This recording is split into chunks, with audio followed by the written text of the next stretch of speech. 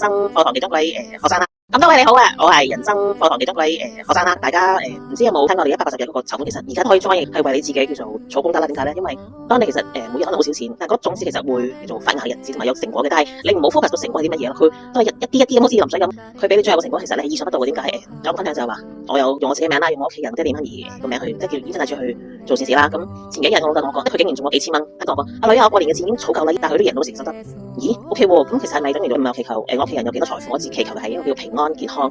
但係佢會以另一種叫做角度去補翻俾我，即係回饋翻我所做嘅善事嘅意思啦。其實大家都可以去試下去做，但係你唔好抱住話我要有咩結果，我要有咩成果，你只要投粒種子，慢慢自己發芽。咁其實可能到最後尾，你意想得到嘅成果係超乎你想象咯。只需大家一個小小動作去 join 呢個160日做慈善嗰個啦，每日投少少錢得噶啦，其他嘢你唔好諗啦，等慢慢自己發芽。你會到最後尾得到嘅嘢係會超乎你想象，亦都係撇除以一個財富或者貪念嘅感覺時候，其實你得到嘅永遠係超乎你所擁有嘅嘢。